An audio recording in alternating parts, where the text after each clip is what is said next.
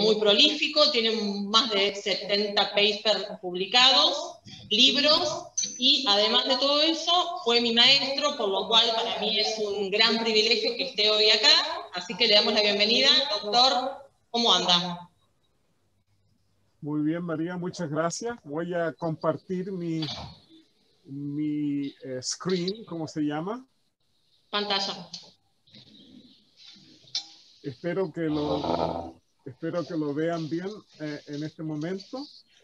Déjenme cambiar un poco de...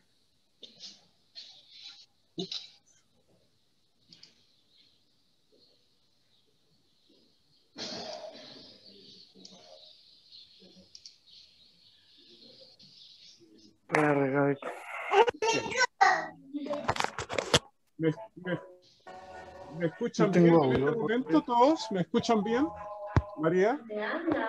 Sí, un poco bajo, doctor. Ok, voy a acercarme al microscopio, no al microscopio, en este caso me voy a acercar al micrófono un poco más. Bueno, me corresponde a discutir con ustedes esclerosis focal y segmentaria en el post-trasplante. Y sin entrar en complicaciones, les quiero decir que la mayoría de los diagnósticos en patología se basan en la microscopía de luz y no en una enfermedad, sino más bien en el patrón morfológico. De modo que ustedes van a tener enfermedad por cambio mínimo, esclerosis focal y segmentaria, nefropatía, etcétera, etcétera, etcétera. No necesito decirles más que a ustedes. Sin embargo, todas estas lesiones o patrones de daño no nos dicen nada sobre la etiopatogenia o por último, cómo tratar al paciente. Ustedes hoy en día no se conformarían, los clínicos, con que los patólogos le digan este paciente tiene una nefropatía membranosa.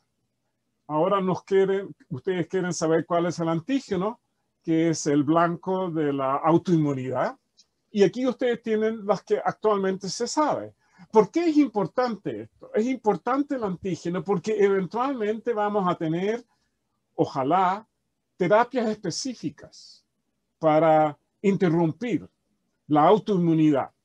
Ya existen esbozos de esto para el sistema de células T, la inmunidad de células T, donde uno puede inducir, digamos, un cierto grado de tolerancia a través de las células reguladoras de la inmunidad. De modo que va a ser importante no sencillamente inmunosuprimir al paciente en forma global, sino inmunosuprimirlo en forma específica para el antígeno que representa el blanco de esa autoinmunidad. Ustedes tampoco estarían conformes si un patólogo le dice esto es una nefropatía crescéntica o focal y necrotizante, puesto que ustedes quieren saber si es por anticuerpos contra la membrana basal, por complejo inmune o pauci-inmune, para seguir la serología. E incluso tenemos serología para muchos de los anticuerpos que existen en la circulación, en la nefropatía membranosa, que ustedes pueden seguir, y desde luego también para la enfermedad por autoanticuerpos contra la membrana basal o en el caso de los anticuerpos ANCA. Ahora, otro patrón que es el origen de muchas controversias y de muchos errores diagnósticos es desde luego el patrón membranoproliferativo. La glomerulonefritis membranoproliferativa no existe. Existe solamente en la imaginación de los que escriben los libros, pero no existe como realidad. Lo que hay que hacer con ese patrón es buscar si es una enfermedad por complejo inmune, ver si es una paraproteína la que está causando el patrón membranoproliferativo, ver si es una alteración de la vía alternativa del complemento que lleva al patrón membranoproliferativo, o si es una angiopatía trombótica que a medida que se va cicatrizando, deja detrás un patrón membranoproliferativo y se puede confundir.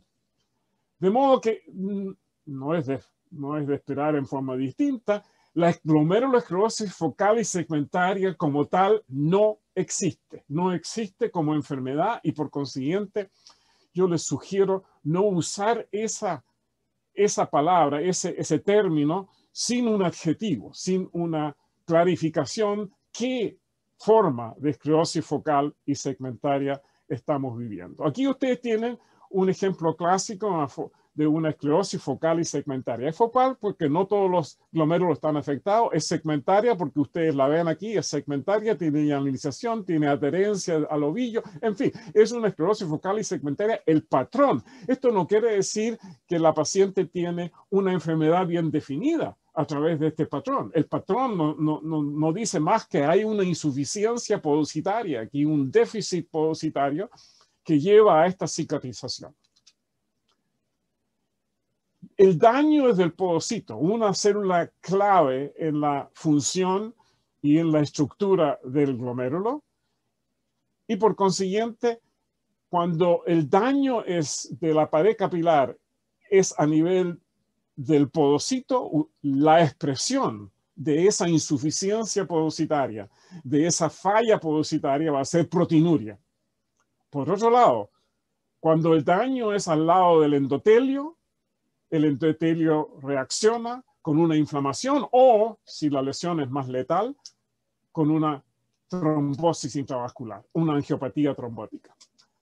Por consiguiente, hoy vamos a referirnos al daño podocitario, a la insuficiencia podocitaria. Este es el podocito, una célula muy altamente diferenciada que ha perdido la capacidad de multiplicarse, por lo menos en el adulto, y por consiguiente con unas especializaciones, pero muy, muy importantes.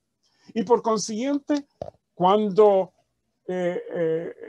hay proteinuria, no es más que una manifestación funcional de la insuficiencia o del fallo podocitario. Ese fallo puede ser súbito y difuso, dando el síndrome nefrótico, o esa falla e insuficiencia puede ser lentamente progresiva, como en las formas secundarias de esclerosis focal y segmentaria, con una proteinuria lentamente progresiva, si ustedes quieren. De modo que hay que diferenciar mucho la parte clínica. De modo que cuando ustedes vean un síndrome nefrótico de hecho derecho, ustedes pueden esperar un daño difuso de los podocitos. De ahí el concepto de la podocitopatía. Esta podocitopatía, cuando es difusa, va a presentarse con el síndrome nefrótico. De súbita instalación, cuando la patogenia es súbita en aparición. Ahora, este daño difuso puede ser adquirido, como en el caso de la enfermedad por cambio mínimo, la esclerosis focal y segmentaria primaria o idiopática con daño difuso podocitario, la nefropatía membranosa, el infolding glomerulopathy, que no sé cómo lo traducen ustedes al español, y desde luego la glomerulosclerosis colapsante, si ustedes quieren, en su fase activa. Todos estos se caracterizan por un daño difuso del podocito adquirido en la mayoría de los casos. Desde luego hay condiciones genéticas que van a favorecer uno u otro de estos patrones morfológicos. Ahora, cuando el daño es difuso, pero causa genética, el paciente se va a presentar en forma bastante temprana, digamos, o muy luego, después del nacimiento, con un síndrome nefrótico completo. Daño difuso podocitario, falla difusa podocitaria. Ahora, cuando el daño focal, entonces alguien tiene abierto el micrófono, que hay ruidos de cocina. Perdón. Cuando el daño es focal y no afecta a todos los glomérulos y no afecta a todas las células podocitarias, la presentación va a ser con una proteinuria en rango no nefrótico. Y ese daño puede ser adquirido, como lo es en el caso de la esclerosis focal y segmentaria adaptativa o secundaria a obesidad o a reflujo o a lo que sea. En la diabetes hay una podocitopatía lentamente progresiva, tal como fallan todas las células en diabetes. En cualquier enfermedad primaria glomerular que lleva a cierto grado de insuficiencia o vascular o intersticial, ustedes van a tener adaptaciones que llevan al fallo lento y progresivo focal de los podocitos y por consiguiente una proteinuria lentamente progresiva. También hay daño focal que es genético y muchas de las enfermedades genéticas no se presentan con un daño difuso al comienzo como las que están en esta otra ventanita, sino que se presentan en forma lentamente progresiva, son incrementales y son age-dependent, vale decir que son dependiendo de la edad. Y esclerosis focal y segmentaria familiar es clásica, una lesión autosómica dominante, en que hay varios genes de luego que están identificados. Pero hay muchos que no son familiares, y no son familiares porque son recesivos, y por consiguiente son enfermedades monogenéticas recesivas que afectan el podocito, muchas veces en forma lenta a través del tiempo, y por consiguiente una proteinuria lentamente progresiva. De modo que tengan ustedes en cuenta esta visión. Ahora, cuando hay esclerosis focal y segmentaria es cuando la falla podocitaria es tal que las asas capilares dejan de ser abiertas, se colapsan y por consiguiente es la expresión máxima del fallo o de la insuficiencia podocitaria focal. Esclerosis focal y segmentaria. Y esa esclerosis focal y segmentaria puede ocurrir en cualquiera de estas formas de podocitopatía, si ustedes quieren. Ahora, aquí ustedes tienen un ejemplo, aunque no hay interdigitaciones, faltan absolutamente. Los podocitos están muy aumentados en el espacio urinario ahí. La membrana basal es muy delgada y esto es un recién nacido sin nefrina, un recién nacido con un síndrome nefrótico congénito de tipo Finish. Y es debido a que la nefrina falta completamente. Estos son los desmosomas, entre paréntesis, de los podocitos. Desmosomas, desde luego, modificados y muy especializados. Son las conexiones intercelulares. Esta es una célula podocitaria, esta es la otra célula podocitaria, y entre ellas existen estas uniones intercelulares.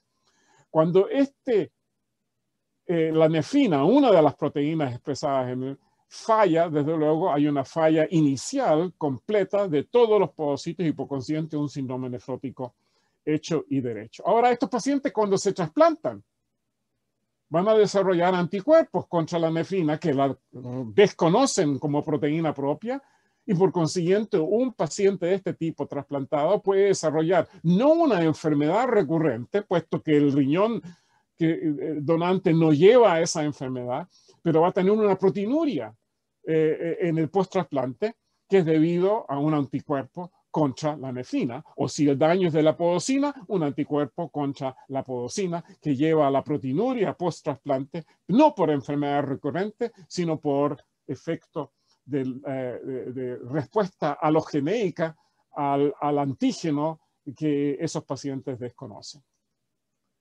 Ahora bien, todas estas se presentan desde luego con una presentación bastante aguda en el recién nacido, nacen con el síndrome nefrótico y por ende congénito. Hay otros genes que también llevan a lo mismo y ustedes lo tienen ahí anotado. Ahora, ¿qué sucede en la parte adquirida? En la parte adquirida que nos vamos a referir, y me tengo que referir a la enfermedad por cambio mínimo, puesto que es el hermano gemelo o la hermana gemela, probablemente bastante idéntica a la esclerosis focal y segmentaria primaria o idiopática. Y déjenme referirme brevemente a eso. Aquí está un ejemplo, al microscopio de luz no se ve nada, se ve normal, pero al microscopio electrónico demuestra la fusión o la desaparición podocitaria extensa, y noten ustedes, no hay diafragma de filtración. Y no hay diafragma de filtración, ¿por qué? No es porque hay un factor circulante, sino porque estos pacientes tienen un anticuerpo que se manifiesta en muchos pacientes con enfermedad mínima como un decorado fino de IgG sobre la superficie podocitaria. Y esas son las huellas que deja el anticuerpo que se ha unido a su antígeno.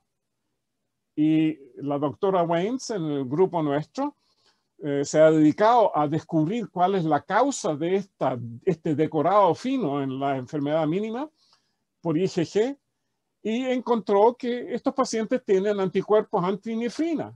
Si ustedes lo comparan, este es una ELISA de anticuerpos circulantes. Si ustedes lo comparan, una cierta proporción de los pacientes con enfermedad mínima tienen este antígeno que se puede, este anticuerpo que se puede reconocer en la sangre. Lo que mal se llamaba antiguamente, desde luego, el factor de permeabilidad. No es tal factor, es un anticuerpo. Tal como el anticuerpo que causa las enfermedades de la piel, bulosas si ustedes quieren, el pemphigus vulgaris y todos son anticuerpos contra los espacios, los aspectos del desmosoma en el caso de la piel. En este caso es la nefrina, que constituye parte de la diafragma de filtración. Ahora, aquí ustedes tienen en el transplot, en el Western blot, los anticuerpos contra la nefrina en títulos altos. Una vez que el paciente con enfermedad mínima responde al tratamiento, ya sea esteroidal, ya sea rituximab, desaparecen estos anticuerpos y desde luego ustedes ya lo ven en todos estos casos que fueron tratados efectivamente con esteroides o con rituximab, responden y por consiguiente el anticuerpo desaparece de la circulación. No es de extrañar.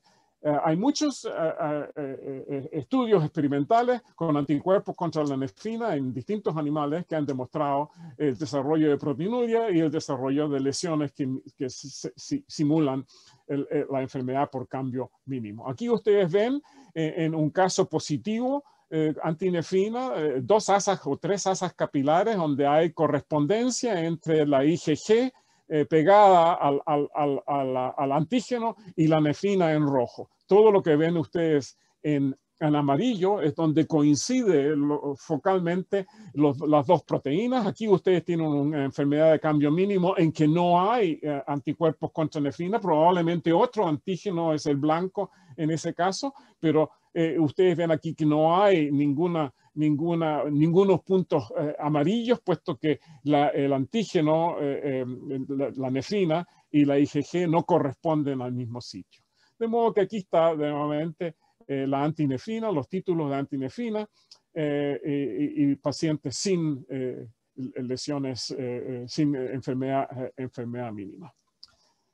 De modo que la enfermedad por cambio mínimo es una enfermedad autoinmunitaria limitada, tal como lo es la membranosa, si ustedes quieren, o tal como lo es el hipertiroidismo por causa de anticuerpos, o el TTP adquirido por otro autoanticuerpo que reconoce una enzima. En este caso, el anticuerpo reconoce un antígeno localizado en el diafragma de filtración. Y como el diafragma de filtración tiene muchos antígenos, esperamos que también en el futuro vamos a descubrir otros autoanticuerpos contra otros antígenos expresados a ese nivel, tal como lo hemos hecho para la nefropatía membranosa. En la membranosa, desde luego, el antígeno está localizado en la parte basal del podocito, no a nivel del diafragma de filtración. Bien, la esclerosis focal y segmentaria ahora es el primo hermano, el hermano gemelo, a mi modo de ver. No puede ser completamente primo gemelo, puesto que la esclerosis focal y segmentaria probablemente tiene más edad. La lesión es un poco más avanzada. En todo caso, hay clasificaciones que son completamente, si me permiten ustedes, estúpidas y por consiguiente no hay que considerarla más allá. Son más que nada tonteras que han descubierto los patólogos para mantenerse entretenidos. Y yo creo que la clasificación tiene que ser etiopatogénica, yo creo que la clasificación tiene que ser por lo menos incluir eso. Y por consiguiente, esta es la que yo prefiero. Idiopática o primaria, ojalá pudiésemos llamarla distinta, una podocitopatía difusa que ha llevado a la formación de esclerosis. La familiar o genética, desde luego, autosómica dominante, pero acuérdense ustedes que algunas son no familiares y por consiguiente genética pueden ser autosómicas recesivas y no tener aspecto familiar.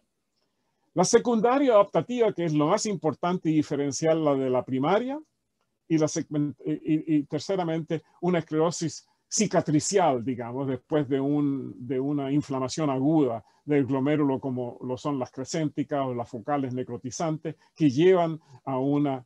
Aquí ustedes tienen un ejemplo clásico de lo que yo llamaría una podocitopatía difusa ya a nivel de esclerosis focal y segmentaria. Clásica con daño difuso podocitario. Ahora, yo creo que la enfermedad de cambio mínimo es un estadio precoz, inicial de la podocitopatía. Cuando hay lesiones de esclerosis focal y segmentaria con daño difuso, generalmente esto es porque el tiempo ha pasado sin tratamiento y por consiguiente la insuficiencia podocitaria se ha manifestado no solamente con el síndrome nefrótico, funcionalmente, sino ahora también morfológicamente con lesiones de colapso capilar y obsolescencia de los capilares. Es ya la forma irreversible, si ustedes quieren, de la podocitopatía. En el cambio mínimo, la mayoría de los glomérulos se van a recuperar si uno termina la causa. En todo caso, el factor de permeabilidad no es cualquiera de estas que se han publicado, sino que yo les sugiero que por lo menos en una buena proporción de estos pacientes, el factor de permeabilidad no es más que un autoanticuerpo. Ahora, en la familiar, la esclerosis focal es igual. La esclerosis focal va a ser el mismo patrón, que no les sirve para diferenciarlo. Pero en este caso, cuando tenemos una esclerosis focal segmentaria debido al fallo de actinina, ustedes van a ver preservación de los podocitos en muchas de las asas glomerulares. Claro, va a haber daño focal podocitario, desde luego. Estos pacientes cursan con una proteinuria lentamente progresiva a través de 20, 30, 40 años y cuando llegan a la insuficiencia renal, desde luego la podocitopatía va a ser más extensa. Aquí ustedes tienen esta esclerosis focal y segmentaria, no se diferencia de las otras formas en ninguna forma que uno pueda verlo. Estos son los aspectos genéticos, 3 o 4 variantes si ustedes quieren, pero hay otros ejemplos de otros genes que son recesivos y por consiguiente no va a haber historia familiar que también llevan a la esclerosis focal y segmentaria por daño podocitario debido a un efecto a nivel del metabolismo intracelular o la expresión de estas proteínas en la superficie. Bien, la tercera forma que es importante diferenciar de la primaria es desde luego la adaptativa, y aquí ustedes tienen un ejemplo, esclerosis focal y segmentaria asociada a la obesidad. Noten ustedes perfectamente bien preservados los podocitos en los glomérulos que están intactos. De modo que si ustedes van a examinar al microscopio electrónico esta región con esclerosis, van a encontrar una podocitopatía bastante difusa. Lo que hay que elegir es un glomérulo que está intacto o más o menos intacto, fuera de estar hipertrofiado este glomérulo. Si ustedes examinan este glomérulo a nivel de microscopio electrónico, van a encontrar preservación de los podocitos. De modo que esto no es una podocitopatía difusa, es una podocitopatía muy focal debido a la hiperextensión, digamos, de la superficie podocitaria debido a las adaptaciones morfológicas, en este caso secundarias a la obesidad y a la hiperfiltración. La genesia unilateral, esclerosis focal y segmentaria, nuevamente preservación de los podocitos en gran medida. Y la lista de formas secundarias de esclerosis es interminable. Cualquier enfermedad que tiene daño continuo y persistente va eventualmente a desarrollar esclerosis focal y segmentaria, ya sea una nefropatía por IgA, ya sea una membranosa, eventualmente va a tener una esclerosis focal global y esclerosis focal y segmentaria. La cuarta forma que hay que distinguir de esclerosis focal es realmente una esclerosis cicatricial, y aquí la tienen ustedes.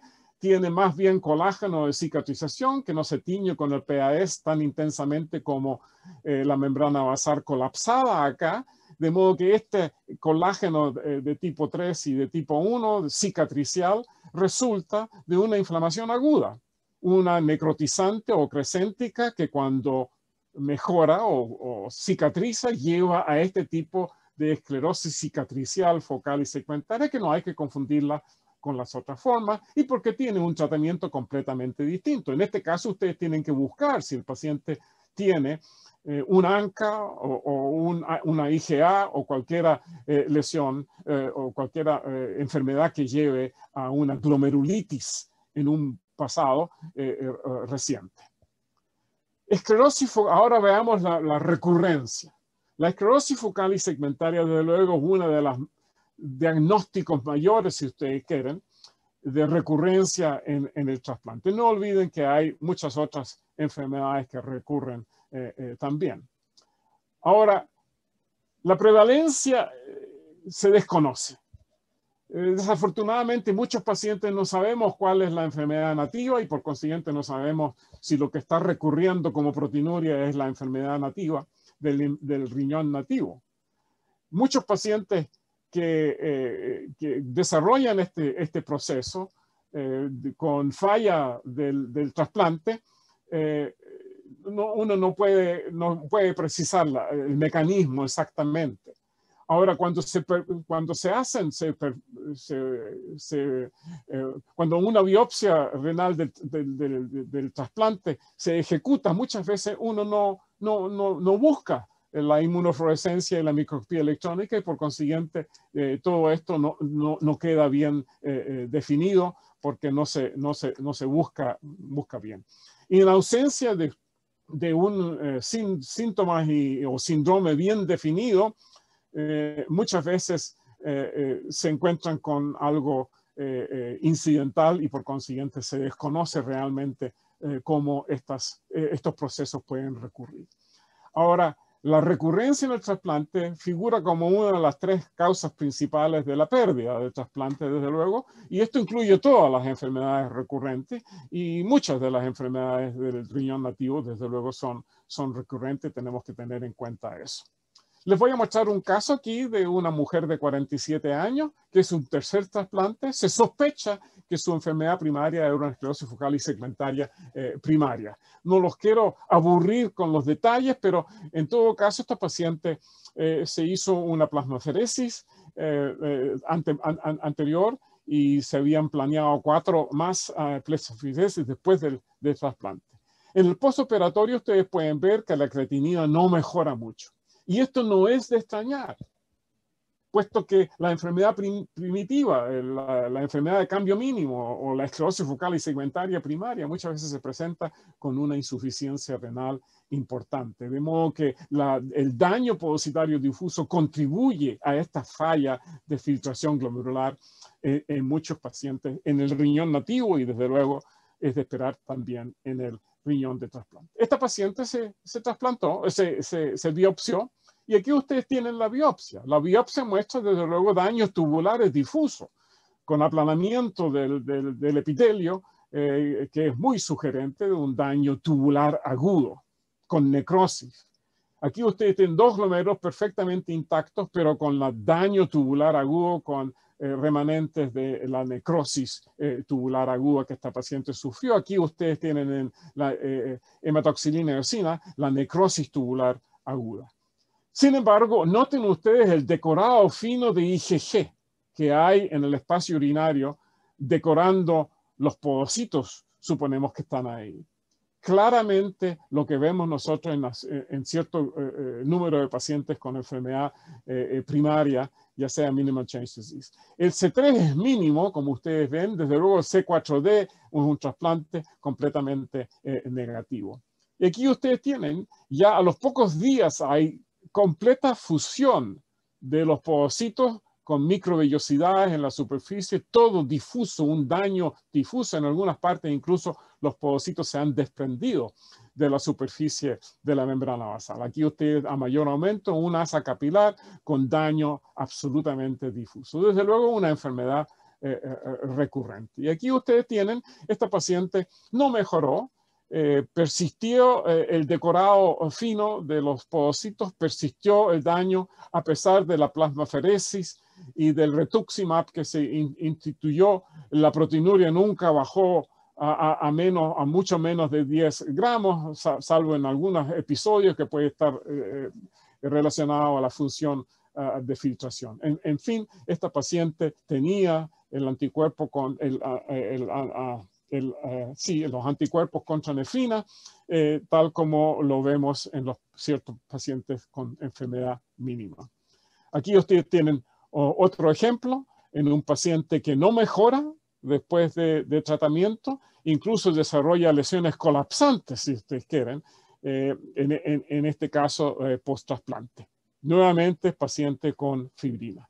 Cuando la producción de los anticuerpos, desde luego, está a nivel de las células plasmáticas, es muy difícil interferir con la síntesis de estos anticuerpos y, por consiguiente, mientras más temprano uno actúa con la enfermedad autoinmunitaria esta de cambios mínimos, esclerosis focal y primaria, mientras más antes uno actúa, eliminando los clones que están produciendo estos anticuerpos, mejor es. Una vez que la producción ocurre a nivel de las células plasmáticas, es mucho más difícil. Tal como ustedes lo conocen todo del rechazo humoral. Mientras más temprano uno actúa, más efectivo es el tratamiento. Aquí ustedes tienen otro caso en que no se biopsió, un paciente claramente con una proteinuria marcadísima, como ustedes lo ven acá. La creatinina baja luego después del trasplante, pero ocurre a medida que mejora la función, aparece la proteinuria, y la proteinuria con antinefrina en la circulación. Ustedes ven aquí el paciente se trató rápidamente con rituximab y con plasmaferesis, y desde luego mejora en forma dramática, y también los títulos de antinefrina desaparecen en la circulación. Y de modo que aquí ustedes tienen un ejemplo de un tratamiento que falla, y aquí un tratamiento que es exitoso. De modo que cuando hablamos de recurrencia de esclerosis focal y segmentaria en el trasplante, ¿de qué estamos hablando? Estamos hablando de qué es lo que recurre. ¿Recurre la proteinuria o recurre la patogenia inicial que el paciente tenía? Y desde luego tenemos que ver de qué se trataba inicialmente, y rara vez tenemos esos antecedentes muy claros en los pacientes que llegan a trasplantarse. Y por consiguiente es importante tener en cuenta que la esclerosis focal y segmentaria idiopático primaria puede recurrir en el trasplante, y cuando lo hace relativamente temprana y en forma súbita y en forma dramática, si ustedes quieren. Pero también cuando el paciente que tiene una alteración genética, cuando recurre la proteinuria, no recurre la enfermedad. Desde luego el paciente, el riñón donante no tiene la enfermedad, pero sí es posible que ese paciente desarrolle anticuerpos contra una proteína que le faltaba, y por consiguiente va a desarrollar una proteinuria por reacción alogenéica al antígeno que desconoce. Ahora, cuando la esclerosis focal y segmentaria es secundaria, desde luego puede recurrir, pero no recurre tempranamente, recurre después de 10 años de funcionamiento del allograft. Y eso es lo que quiero mostrarles brevemente. Aquí ustedes tienen un paciente que desarrolla esclerosis focal y segmentaria, ya se las voy a mostrar, después de 15 años después del trasplante. Desde luego, en el intertanto, el paciente se ha hecho diabético. Aquí ustedes ven algunas lesiones mesangiales, una diabetes inicial, y desde luego esclerosis global, glomérulos grandes, ensanchados, con daño vascular, y desde luego estos pacientes eventualmente desarrollan esclerosis focal y segmentaria. Y ahí la tienen ustedes, indistinguible de la lesión primaria. Sin embargo, este paciente, si ustedes estudian este glomérulo o un glomérulo bien mantenido, los fagocitos van a estar bastante bien preservados, como lo demuestra esta foto. Aquí, esta es una esclerosis focal y segmentaria adaptativa, y no podemos decir que recurre en el trasplante. No, se origina en el trasplante por las condiciones propias del trasplante, que son adaptativas en muchas veces. Ahora es interesante otros casos que les quiero mostrar acá. Y este caso tiene que ver con un paciente que recibe un trasplante. El recipiente es un hombre de una masa corporal significativa y recibe un trasplante de una persona menudita, pequeña, con una masa corporal muy inferior al de este paciente. Y ustedes ya pueden ver a dónde voy con esto. Este paciente desarrolla proteinuria masiva, pero no inicial, sino que dentro de las primeras 2 o 3 semanas, progresiva. Eventualmente la biopsia aquí demuestra la corteza bastante bien preservada. Aquí un glomérulo bastante normal, pero ciertos glomérulos tienen ya tip lesions, lo que llaman tip lesions, lo inicial de la esclerosis focal y segmentaria, pero esta no es una lesión primaria, esta es secundaria a las adaptaciones. Aquí ustedes tienen las células espumosas a este nivel de una esclerosis focal y segmentaria. Estos son 11 semanas después del trasplante. Ya hay esclerosis focal y segmentaria, pero secundaria, no primaria. Y aquí ustedes tienen la inmunodeficiencia completamente negativa. Y aquí ustedes tienen, sí, hay daño focal, desde luego, de los podocitos. El paciente tiene proteinuria significativa, pero los podocitos aquí en este nivel y en otras partes están bastante bien preservados. De modo que aquí tienen ustedes una esclerosis focal y segmentaria secundaria, en este caso, por un desajuste del tamaño renal y la masa corporal, si ustedes quieren. De modo que a veces esta forma de esclerosis focal y segmentaria secundaria ocurre en forma tardía, a los 10 o 15 años, y es la misma fisiopatología que existe en la forma en el riñón nativo, pero esto puede acelerarse cuando existe esta discrepancia entre el tamaño glomerular y el tamaño corporal, si ustedes quieren. Bien, el paciente además, como ustedes pueden ver, acá tiene probablemente una hiperlipidemia. Estas vacuolas dentro de las células macrofágicas del mesangio muchas veces se ven en pacientes con una hiperlipidemia familiar, en general la que se caracteriza con elevación de los kilomicrones, y por consiguiente este paciente probablemente fuera de la obesidad tiene además probablemente una hiperlipidemia. Nuevamente la preservación de los podocitos en muchas de las asas capilares en este paciente con una esclerosis focal y secundaria, si ustedes quieren, adaptativa. De modo que esta es adaptativa, pero en forma rápida, digamos una adaptativa rápidamente progresiva en este caso, por la diferencia entre la masa corporal y la masa renal. Y aquí tenemos otro ejemplo de otra forma de podocitopatía. Esta paciente es de origen africano, como ustedes pueden ver. Tuvo un trasplante 8 años antes y se presenta, después de 8 años de una función bastante bien preservada, se presenta con un aumento de la creatinina progresiva y con una proteinuria de 26 gramos. Ahora, buscando todo esto, ustedes van a ver, este paciente tiene un daño bastante avanzado en este momento. Glomérulos bastante bien mantenidos, pero noten ustedes aquí alguna prominencia de las células epiteliales. Y aquí una lesión colapsante clásica, con vacuolización de los podocitos, con las vacuolas de reabsorción proteica y el daño difuso podocitario. De modo, este paciente recibió, desde luego, un trasplante de un pariente. Déjenme saltar todo esto es normal. La esclerosis focal y segmentaria es con relativa mantención de los podocitos en muchas de las asas, lo que es característico de esta forma. Pero otras áreas de los glomérulos tienen un daño difuso bastante extenso de los podocitos.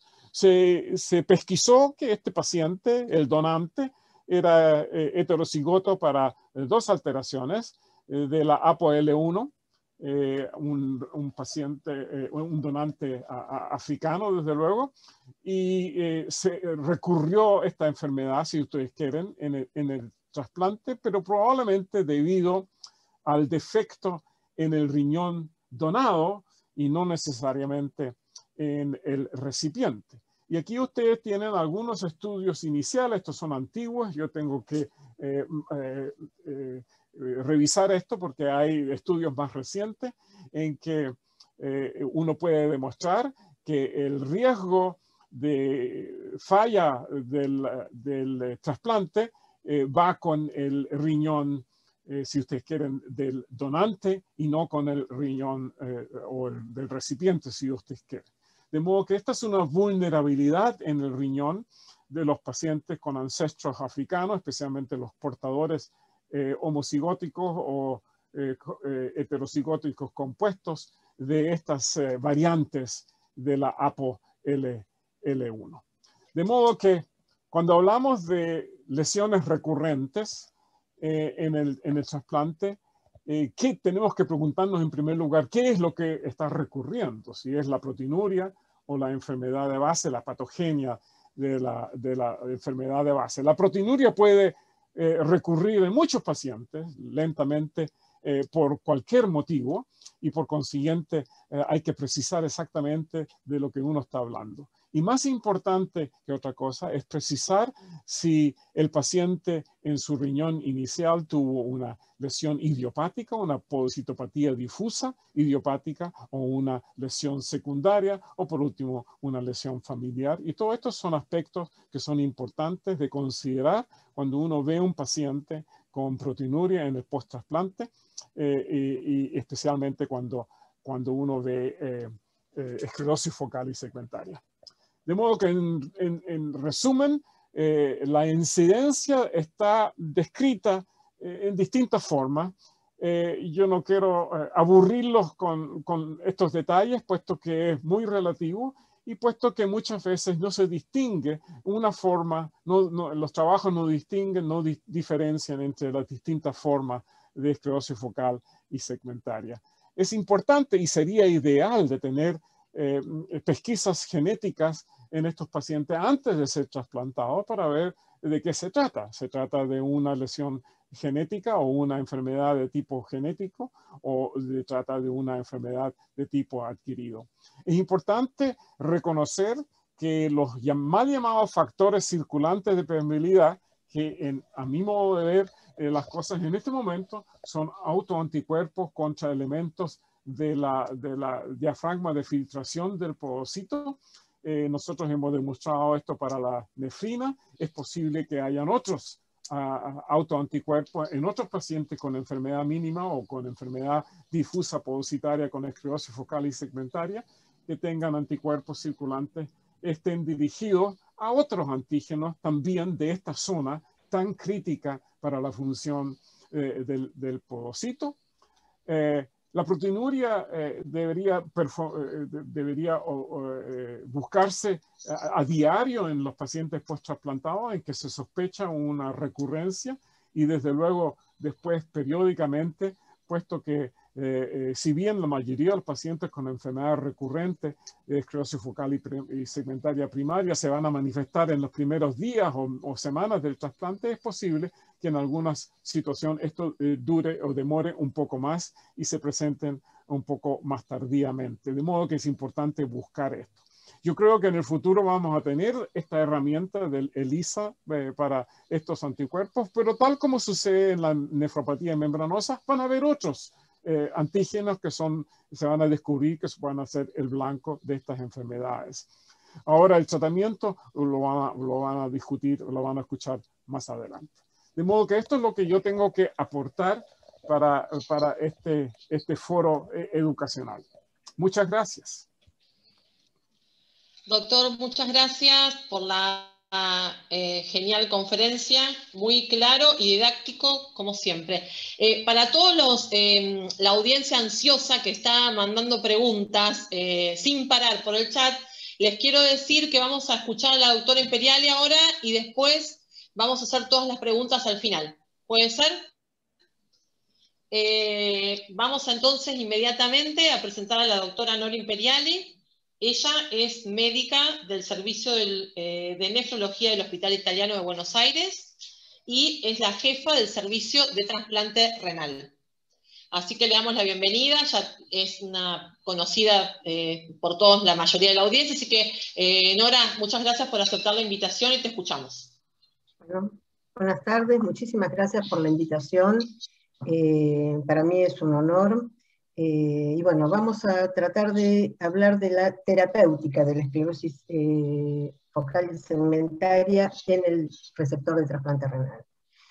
Realmente para el trasplantólogo es un gran desafío trasplantar pacientes con la llamada esclerosis focal segmentaria primaria, dado que son enfermedades con una alta tasa de recurrencia, entre 40 y 50% y en ocasiones más, que claramente disminuyen la sobrevida del injerto renal. Digamos, cuando los pacientes recidivan la esclerosis focal segmentaria tienen claramente una menor sobrevida del injerto, cosa que no ocurre cuando la esclerosis focal segmentaria no recidiva. Y por otro lado, no existe tratamiento efectivo demostrado, no hay estudios con alto valor epidemiológico, con lo cual a la angustia de trasplantar a un paciente, yo agrego la angustia de preparar una charla de tratamiento de esclerosis focal segmentaria, ya que no existen tratamientos demostrados y existen infinidad de reportes de casos. Un poquito para ver cómo se produce el daño en esta enfermedad. Bueno, el factor circulante, el factor de permeabilidad existe, sin lugar a dudas. El doctor Renke ya se expresó sobre los trastornos genéticos y la formación de anticuerpos en los trastornos genéticos contra las proteínas extrañas. Sin embargo, hay un factor circulante hay una importante disregulación de la inmunidad. En cuanto al linfocito T, hay una expansión de células TH2. En pacientes con esclerosis focal segmentaria se ve un aumento de interleuquina 2 circulante, un aumento de células inmaduras de la progenie B, hay disminución de los CD4 y disminución de las T reguladoras. Esta disregulación de la inmunidad tiene que ver con la aparición del factor circulante, que no se sabe exactamente cuál es. No es una respuesta de tipo humoral, aunque se detectan en pacientes con esclerosis focal segmentaria anticuerpos anti-CD40 circulantes y a veces anticuerpos receptores solubles de inmunoglobulinas. El target es el podocito. En el podocito el podocito expresa receptores TOL, y esta expresión de receptores TOL y esta activación de la inmunidad innata cuando existe una lesión lleva a expresión de moléculas de coestimulación como el B7, expresión de CD40 y expresión de receptores de TNF, que vamos a ver un poquito más adelante en base a estas cuestiones que aparecen se proponen estrategias terapéuticas. Bueno, yo voy a hablar un poquito de cuál es el tratamiento de la recidiva y si hay que hacer prevención de la recidiva en el tratamiento. Bueno, el doctor ya habló extensamente de lo que es el podocito. El podocito es una célula altamente diferenciada, activa. El podocito no solo es el sostén de la membrana filtrante, sino también que elabora proteínas internas y proteínas de la hendidura. La función del podocito depende de mantener intacta su citoarquitectura. Cuando esto falla, se produce lesión y se produce proteína. Como ya mostró también el doctor, el podocito tiene un cuerpo donde hay filamentos de actina. Estas están sostenidas por microtúbulos que actúan con mandaviaje, y quiero referirme, en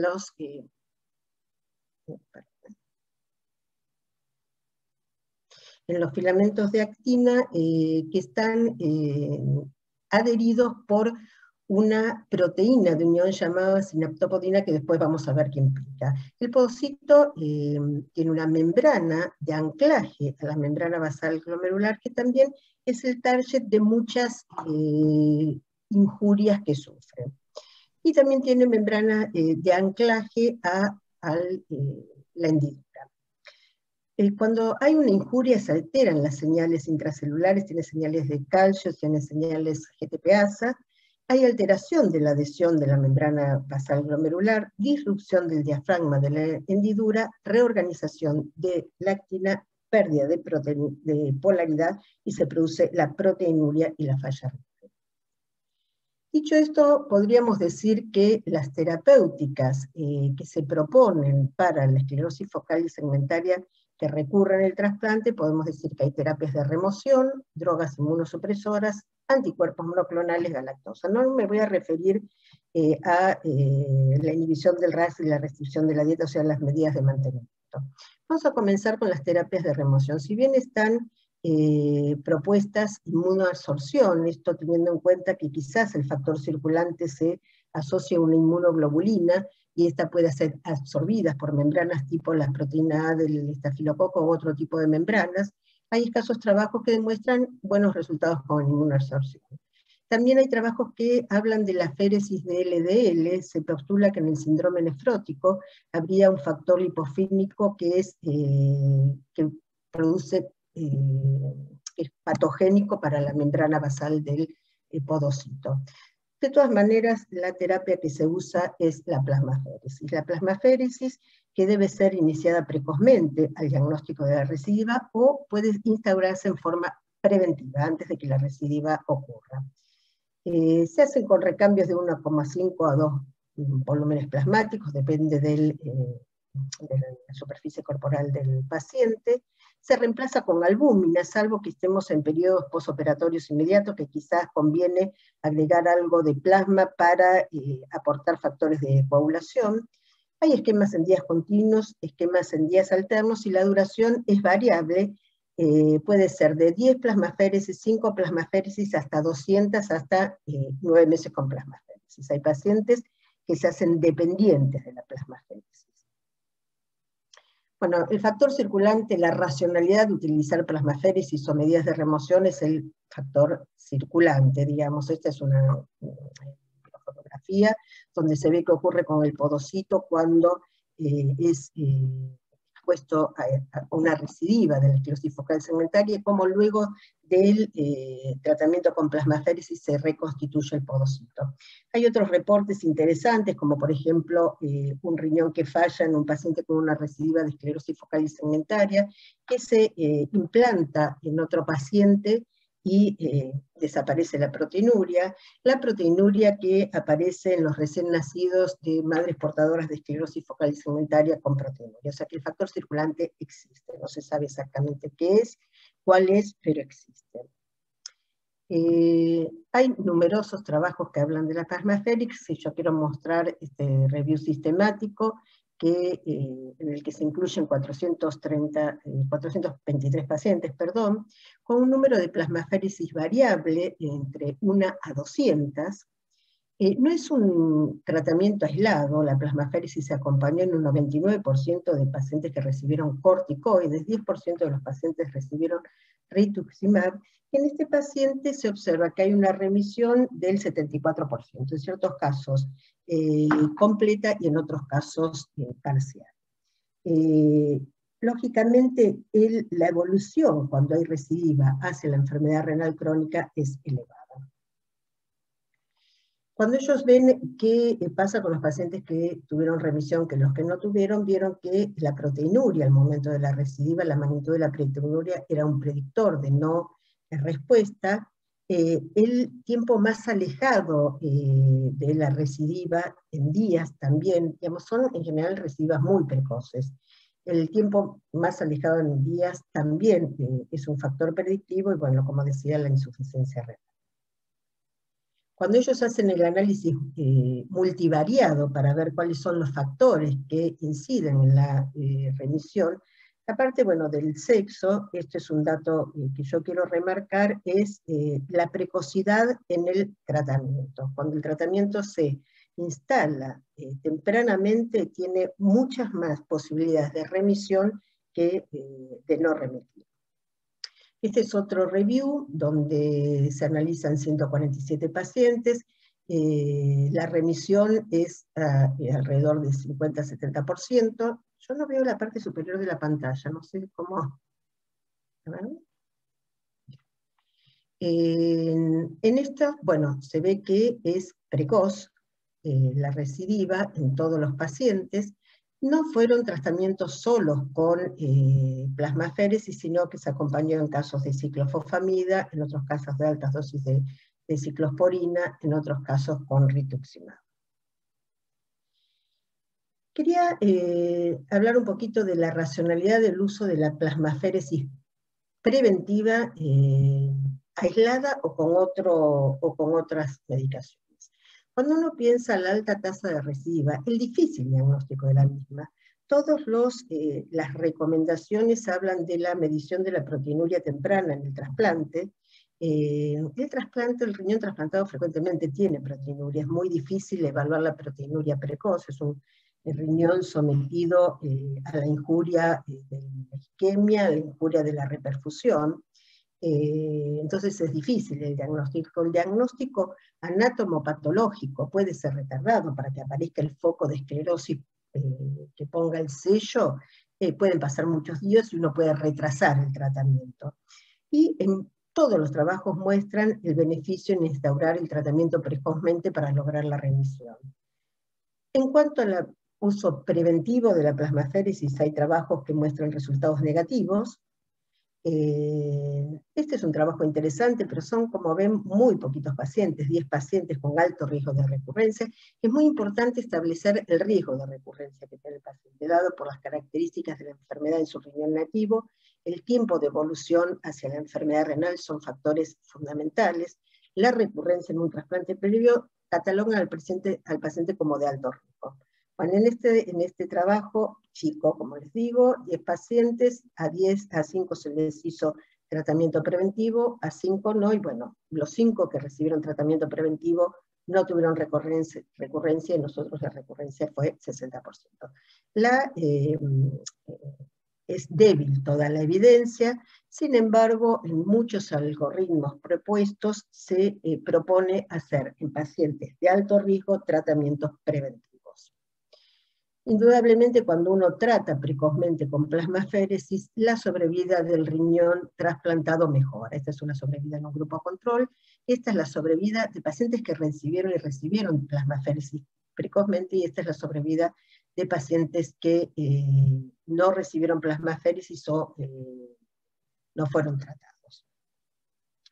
Entonces podemos decir como primera conclusión que es aconsejable el uso de plasmaféresis como tratamiento de la recidiva, que es aconsejable la asociación con otras medidas terapéuticas para favorecer la remisión del cuadro, y que no hay evidencia suficiente que demuestre el beneficio del uso preventivo de plasmaféresis en forma aislada o acompañada con otras drogas inmunosupresoras. Sin embargo, el difícil diagnóstico y la necesidad de instaurar un tratamiento precoz, habría que considerar este tratamiento preventivo. Nos referimos a las terapias de remoción, vamos a referirnos a las drogas inmunosupresoras, como los inhibidores de calcineurinas, alquilantes y demás. Estudios viejos con azatioprima o estudios más recientes con micofenolato arrojan resultados disímiles.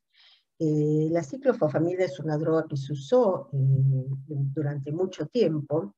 Cuando uno analiza también son casos aislados, reporte de casos, qué pasa con el tratamiento con ciclofosfamida en general es asociado a plasmaféresis. En este trabajo está asociado a pulsos de metilprednisolona.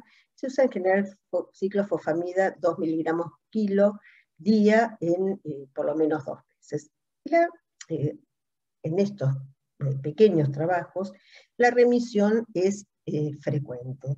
Lo que ocurre, digamos que estos son pacientes, esta es una revisión del Cochrane de pacientes no trasplantados, sino pacientes con síndrome nefrótico córtico resistente, donde demuestran que la ciclosporina tiene beneficios sobre la ciclofosfamida, y la ciclosporina versus placebo también.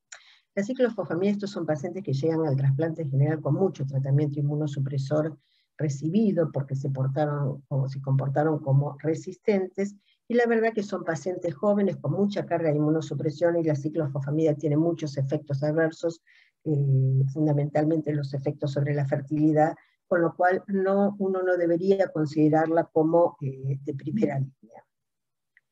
Sí se usa, y hay bastantes recomendaciones con el uso de ciclosporina.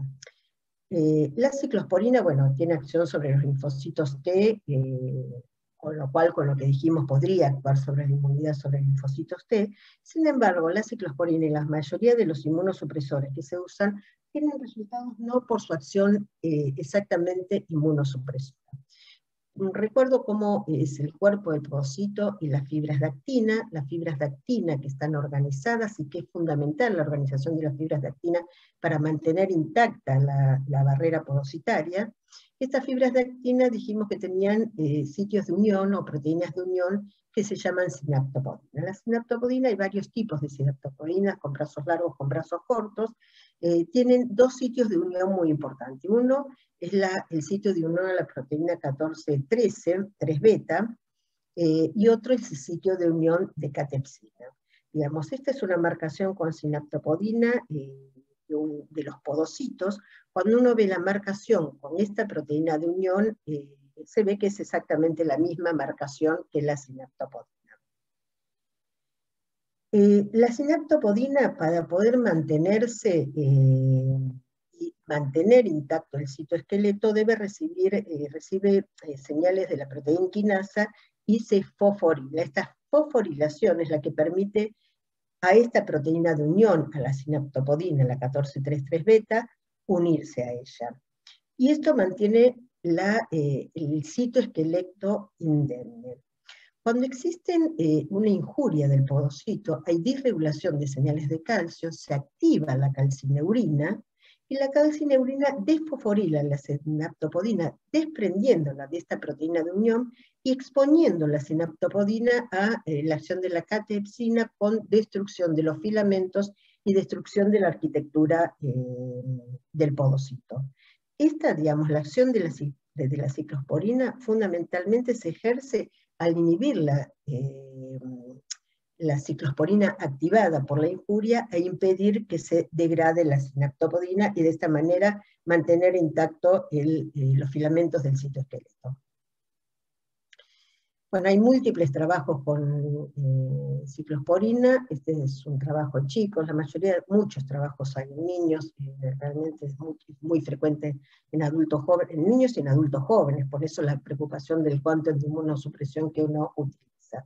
Este es un trabajo que utiliza ciclosporina endovenosa en niños, dosis de 3 miligramos kilopeso, ajustada a niveles elevados de ciclosporina, 250-300, donde durante 3 a 4 semanas. En general están asociados, muchos pacientes, como ven, están asociados al uso de plasmaféresis, y alcanzan una remisión, no todos los pacientes igual reciben plasmaféresis, y alcanzan una remisión importante de 82% entre 12 a 40 días. La sobrevida del injerto es buena. Este es otro trabajo del grupo de Necker hecho en adultos. Son pocos pacientes, todos los trabajos son pocos pacientes. El grupo de Necker usa ciclosporina endovenosa a altas dosis, también 2 miligramos peso, para mantener niveles TARGE entre 200 y 400. Enrique, tienes el líder de la reunión. ¿Cómo? ¿Hola? ¿Hola? ¿Hola? Este trabajo asocia a la ciclosporina endovenosa durante 14 días plasmaféresis 3 veces por semana durante 3 semanas, y luego va haciendo una disminución progresiva de la plasmaféresis hasta 9 meses. En realidad, cuando uno instala plasmaféresis y logra una remisión, a veces es aconsejable ir reduciendo progresivamente el número de plasmaféresis. Entonces asocian ciclosporina endovenosa durante 14 días, plasmaféresis y corticoides 1 miligramo kilo durante 4 semanas. La remisión que logran es alta, 90% de pacientes remiten en un término de 30 días, bastante rápida. Este es un trabajo en niños también que usa ciclosporina por vía oral, pero también a altas dosis, 6 a 25 miligramos kilopeso, con niveles 300 a 500, realmente muy altos, donde encuentran una remisión del 81%. Entonces, como segunda conclusión podemos decir que entre los inmunosupresores de uso más frecuente, la ciclosporina parece ser efectiva. Sin embargo, las altas dosis requeridas con la probabilidad de aparición de efectos adversos secundarios a la droga pueden limitar el uso. Y el uso de ciclofosfamida en la recurrencia es poco frecuente. No sería aconsejable su uso como droga de primera línea también por los efectos adversos de la droga. Otro grupo de drogas que se usan en el tratamiento son los anticuerpos monoclonales. Entre ellos, el anti-CD20, el rituximab, como anticuerpo más utilizado. Se usaron también, hay reportes de rituximab, pocos reportes, muy anecdóticos, y sí hay varios reportes de rituximab con una dosis de 300 miligramos metro cuadrado, que es la dosis convencional. Digamos, el target habitual del rituximab es el CD20. Sin embargo, el CD20 no está expresado en los podocitos. Acá hay una tinción con CD20 que es negativa, esta es una tinción de control con sinaptopodina, donde se ve que es positiva en el podocito, y una tinción en un nódulo linfático que marca CD20 positivo. O sea, el podocito no expresa CD20. La membrana plasmática está formada por un número importante de esfingolípidos. Estos esfingolípidos están regulados, por un lado, por la esfingomelin fosfodiesterasa, que a su vez regula a la esfingomielinasa, y que son los que hacen que estos esfingolípidos de la membrana se mantengan estables. Cuando uno hace una marcación con esfingomelin fosfodiesterasa, se ve que esto marca en el podocito, y lo marca en una manera igual, en los mismos sitios de unión que la sinaptopodina. Cuando uno marca el podocito con rituximab, se ve que el rituximab sí se adosa al podocito, dijimos que no por un receptor CD20, pero sí se adosa a la esfingomielina fosfodiesterasa. Y este es un control negativo. Cuando este podocito se lo puso en contacto con anti-esfingomielina, se ve que ya no marca más. O sea que el mecanismo de acción del rituximab sería a través de una acción sobre la esfingomielina fosfodiesterasa. Esta degradación de esta esfingomielina y desestructuración de la membrana basal es prevenida por la acción del rituximab.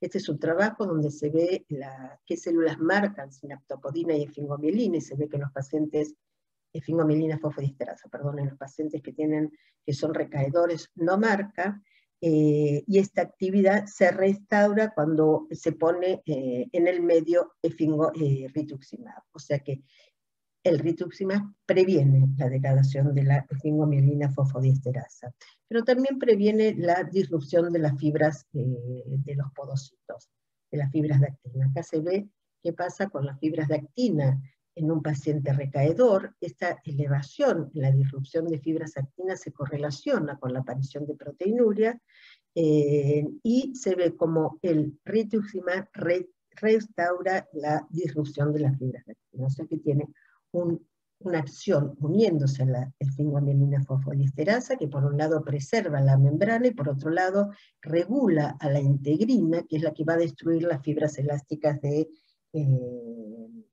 podocito. Este es un trabajo que hizo la misma gente que hizo estos estudios con marcación de biopsias. Ellos analizan 41 pacientes, controles que no recibieron rituximab versus 27 pacientes que sí recibieron, y lo que ven es que la proteinuria dentro del mes es menor en los pacientes tratados con rituximab, que estos pacientes requieren menos plasmaféresis para lograr una remisión, y la proteína a los 3 y 6 meses en los pacientes que recibieron rituximab es mejor que aquellos que no recibieron rituximab. Este es otro análisis, un review donde analizan 39 pacientes. En ellos se encuentran, también dan rituximab, la dosis de rituximab es en promedio 4 dosis. Los pacientes, la mayoría, recibieron plasmaféresis, El tiempo de la respuesta al rituximab es bastante alto y logran una revisión de 64%, con una revisión bastante temprana. Cuando ellos analizan qué factores pueden ser predictores de la remisión en el tratamiento, ven que un factor importante es la albúmina al momento de la recaída. Los pacientes que no responden tienen una albúmina más baja, o sea, tienen más síndrome nefrótico. Eso por un lado, y por otro lado, bueno, se ve que los respondedores requieren menos dosis de rituximab porque rápidamente se revierte el caso. Cuando hacen el análisis multivariado, la albúmina sérica es un predictor muy importante de la remisión del síndrome nefrótico o de la proteinuria. Este es un metaanálisis de 8 estudios con 89 pacientes, son estudios adultos donde se ve la combinación de rituximab con plasmaféresis, cómo se logran mayor remisiones y se logran mejor creatinina. Nosotros desde hace un tiempo implementamos un tratamiento preventivo en los pacientes con plasmaféresis, alrededor de 5 sesiones, y rituximab que lo damos en el momento del trasplante y a los 14 días una segunda dosis. La plasmaféresis, si el donante es un donante vivo, comenzamos con la plasmaféresis antes del trasplante y la continuamos después. Comparamos 40 pacientes, es un trabajo que unimos pacientes con esclerosis focal y segmentaria, niños y adultos, lo hicimos junto con la gente de pediatría del hospital, y teníamos un grupo 1 de pacientes, 23 pacientes, que era el grupo control, donde no habían recibido este tratamiento preventivo, y el grupo que habían recibido el tratamiento preventivo de 17 pacientes. La recurrencia fue menor en pacientes que habían recibido tratamiento con plasmaféresis y rituximab, y lo que es interesante, se logró mucha menor pérdida del injerto. Vimos el tratamiento con anti-CD20. El otro tratamiento propuesto es el anti-B7. Como dijimos, los podocitos injuriados expresan B7, es más, si se hacen tinciones con B7, se observa que marcan en los mismos lugares que la sinaptopodina, y esto avala el uso de anticuerpos drogas anti-B7. Este grupo, incluso que presenta este trabajo, propone marcar las biopsias con B7 para ver si es disponible, si va a ser apto el tratamiento con abatacept. En este caso utilizan abatacept. La expresión de B7 en los podocitos en la recurrencia produce una disregulación de la integrina, la integrina que produce el anclaje del podocito a la membrana basal, impide de esta manera, al unirse al B7, que el podocito se desintegre. Estos son 5 pacientes. Este es un paciente que no era trasplantado, es un paciente con una esclerosis focal y segmentaria en su riñón nativo, muy recaedor, que como ven recibió mucho tratamiento con abatacept, aparte de otros tratamientos, y finalmente logra la remisión del síndrome nefrótico. Estos 4 pacientes son pacientes trasplantados, ellos dan rituximab al trasplante, vieron la recaída, comienzan con plasmaféresis y dan abatacept, y fíjense cómo remite el síndrome nefrótico y mejora la creatinina plasmática. El otro anticuerpo monoclonal que se puede usar es el anti-TNF. Los podocitos, como dijimos, expresan TNF.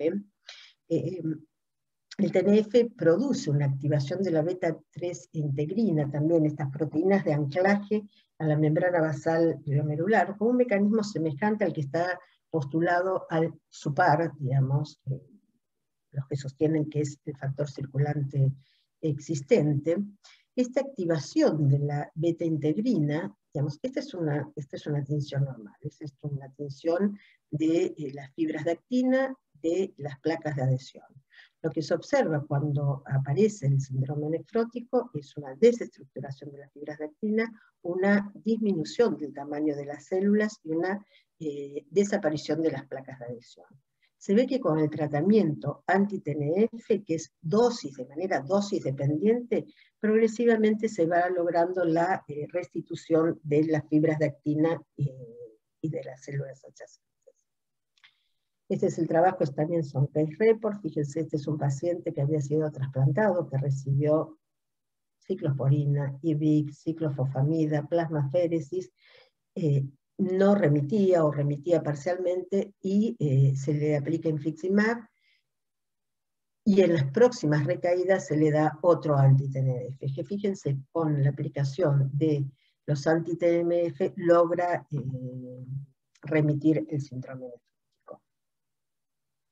Entonces, tercera conclusión, entre los anticuerpos monoclonales, el rituximab, si bien no demostró efectividad en estudios randomizados, su uso es recomendado por numerosos autores y su mecanismo de acción hace que sea una probabilidad atractiva como tratamiento o administrado preventivamente.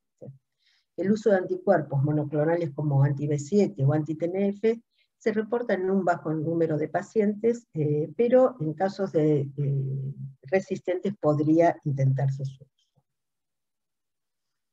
Y por último, otro tratamiento que se propone es la galactosa.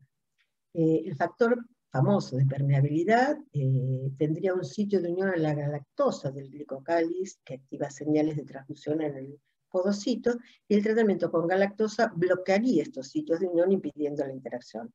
Estos son dos case report. Este es un paciente trasplantado, fíjense todo lo que había recibido, también ciclofosfamida, ciclosporina, micofenolato, plasmaféresis, no lograba revertir la proteinuria hasta que se administra galactosa. Y este es otro case report que también se observan efectos beneficiosos con el uso de galactosa. Son reportes de caso. La galactosa se usa por vía oral, se dan 15 gramos 2 veces al día.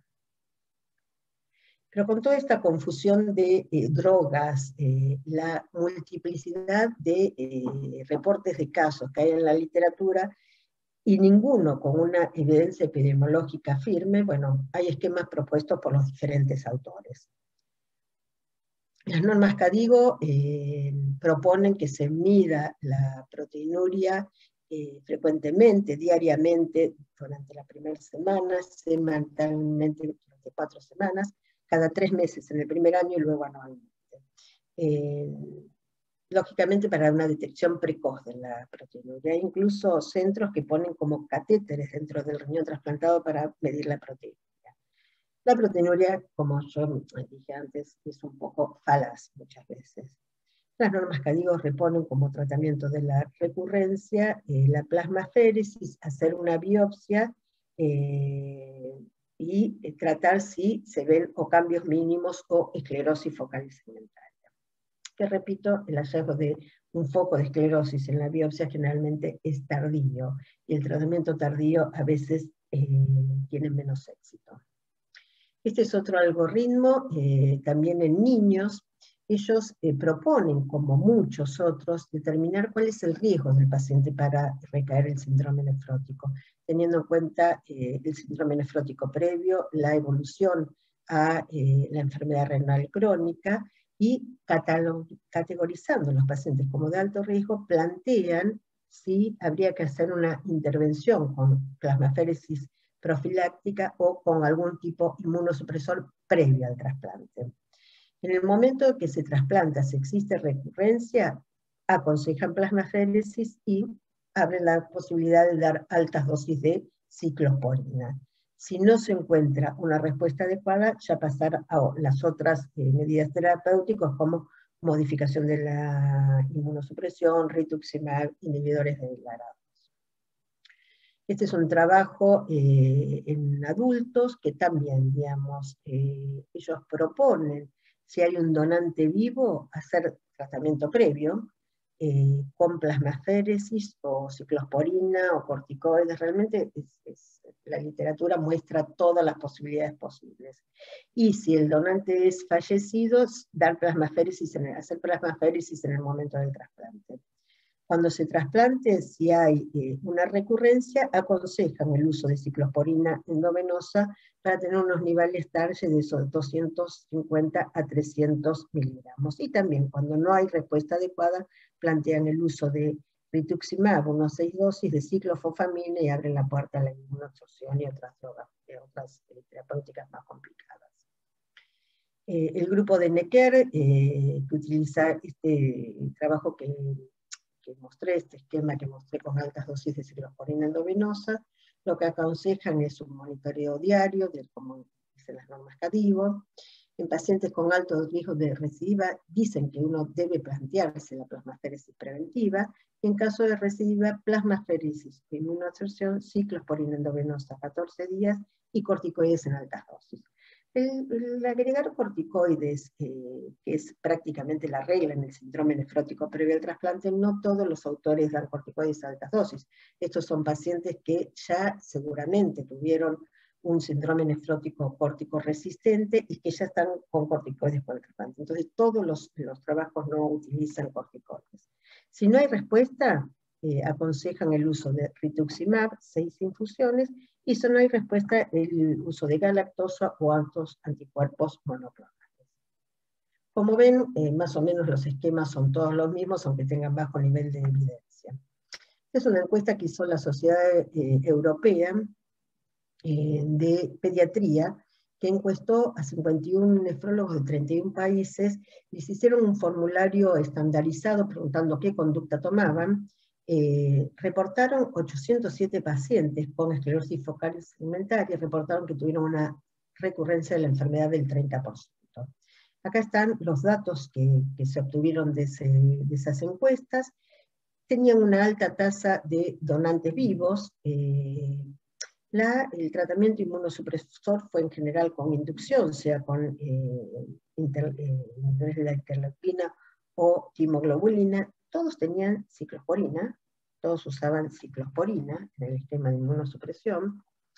Ellos plantean hasta en un 60% de los casos la nefrectomía de riñones nativos. Este es un tema también de mucha controversia, digamos, pero bueno, de hecho algunos centros lo utilizan, más cuando hay proteinuria en el momento del trasplante, mucha, de alto grado, pero es sumamente cuestionado.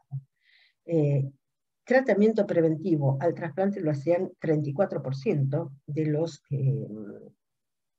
los centros encuestados. El tratamiento era variable, plasmaféresis, rituximab, ciclosporina, combinación de plasmaféresis y inmunoabsorción, etc. El tratamiento de la recidiva usaban casi todos plasmaféresis y rituximab, acompañado sea de ARA2, de esteroides, de switch de inmunosupresión y VIC en algunos casos, etc. Y ellos tenían una remisión, aproximadamente más del 50% de los pacientes tenían una remisión completa. Las conclusiones del agobiante tema ya los fuimos diciendo, que no hay tratamiento efectivo, que es aconsejable la plasmaféresis posiblemente preventiva, por todo lo que mencionamos anteriormente, que la ciclosporina es una droga con buena efectividad, pero debe usarse endovenosa en muchos casos y a dosis altas, con lo cual la aparición de toxicidad es frecuente. La ciclofosfamida no constituye la primera elección. Y dentro de los anticuerpos monoclonales, el rituximab es de uso cada vez más frecuente, y su uso es recomendado por numerosos autores y está en prácticamente todos los algoritmos analizados. Si no se obtiene con todas estas medidas remisión, bueno, están las medidas de aféresis de LDL o de inmunosensión. La aféresis de LDL, creo que no lo comenté antes, se postula que está aprobada para hipercolesterolemia familiar, se postula que puede haber una sustancia lipofílica que dañe el podocito. Son la verdad que muy pocos casos. El uso de anticuerpos monoclonales, anti-B7, anti-TNF o el uso de galactosa se reporta cuando ya se probaron todas las otras medidas terapéuticas. Y yo plantearía un interrogante más que no aparece claramente en la literatura, digamos, últimamente y en los últimos años la gran mayoría de los esquemas de inmunosupresión incluyen altacrolimus en lugar de la ciclosporina, como antiguamente. Uno debería plantearse por estos efectos de la ciclosporina si realmente estos pacientes darle ciclosporina de inicio, no sé cuántos centros lo hacen.